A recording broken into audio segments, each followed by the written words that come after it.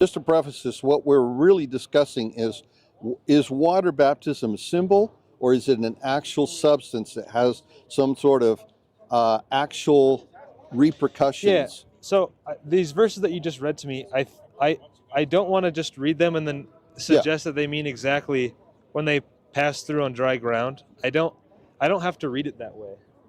These verses. So I'm Okay. reading the King James, but Yeah. moreover, brethren, I would not that ye should be ignorant how that our fathers were under the cloud and passed through the sea, and were all baptized into Moses in the cloud and in the sea. So that doesn't necessitate that when they're passing through on dry ground, they're baptized. It doesn't necessitate that reading. I know. I just read it. I know it really. Well, when were they baptized? I have no idea. I don't believe it talks about it in the Old Testament. Well, this event is when they passed through the sea, and they were on I dry know ground. this is gonna sound silly, but what if they passed through on dry ground and then they went over to the sea and got baptized? That could still happen where this reading makes sense. Not that I believe that's how it happened, but I don't necessitate the reading that you're giving us. Well, it's just that you're coming up with a speculation that you can't support. I could argue with equal utility that you're also coming up with a speculation. No, I'm just reading that they.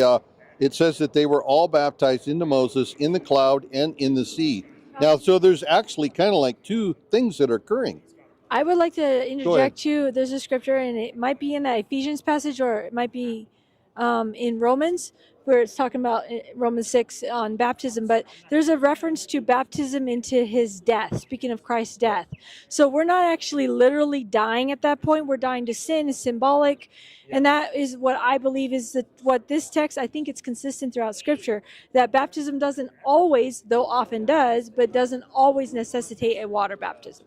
And I think that's your point. Yeah, I would support that with Yeah. the Scripture about being baptized into Christ's death. We were It's baptized symbolic. into his death is the important thing, and that we're united. So the thing is it's just like I believe that baptism is clearly symbolic. Okay, it's not a substance. In other words, it doesn't have some sort of spiritual ramification in the sense that now that I'm baptized in water, now I'm united with Christ. Rather, it's the other way.